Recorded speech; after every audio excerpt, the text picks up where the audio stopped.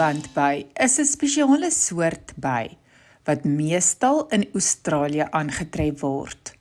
Sy verkies warm, sonnige plekke, waar daar genoeg blomme is om nektar en stuifmeel te versamel. Jy sal haar dikwels sien in tuine, parke, of selfs op landerye waar daar baie kleurvolle plante is. Sy bou haar nes in hout, bamboes of plantstingels, en party mense maak selfs spesiale byhotelle om haar te lok. Hierdie by is 'n wonderlike klein werker uit die natuur. Haar naam kom van die blinkblou streep op haar lyf wat haar maklik herkenbaar maak.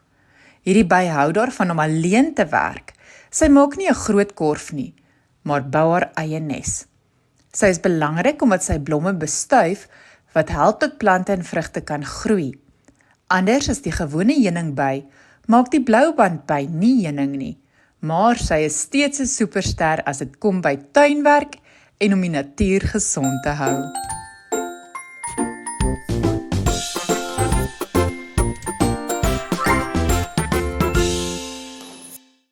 Bella, die bloubandby. In 'n sonnige hoekie van Australië het 'n vrolike flitsende bloubandby met die naam Bella gewoon. Sy was nie 'n gewone by nie. Nee, Bella het helderblou strepe om haar lyfie gehad, wat haar soos 'n klein stukkie lig tussen die blomme laat fladder het. Elke oggend het Bella wakker geword in haar nesie in die grond. Ja, jy hoor reg. Sy het nie in 'n korf gewoon nie, maar in haar eie knistonnel in die grond. Sy het haar armpies gestrek en gesê, "Vandag gaan ek iets nuuts ontdek." Toe vlieg Bella na die tuin waar die kinders speel en leer. Sy land eers op 'n pink blomblaar. Sê sy, terwyl sy die stuifmeel versamel. "Hierdie blomme ruik soos arbei-pastei." Sy knik tevrede en vlieg na die volgende blom, 'n geel een wat haar laat nies van vrolikheid.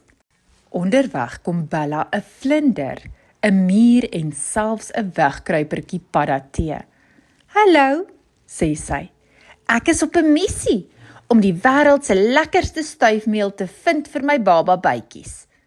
Die padda glimlag en sê, "Moenie die lavendel misloop nie. Dis soos parfuum vir bye." So vlieg Bella, haar blou streepies blink in die son van blom tot blom.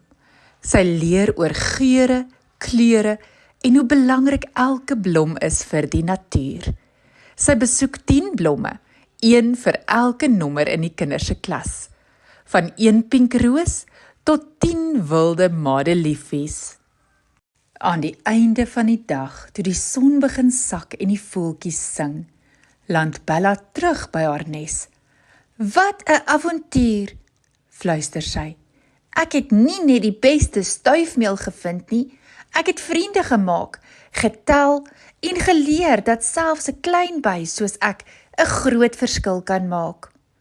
En so kruip Bella in haar tonnel met haar stuifmeelskat, gereed om môre weer die wêreld vol kleure en kennis te verken.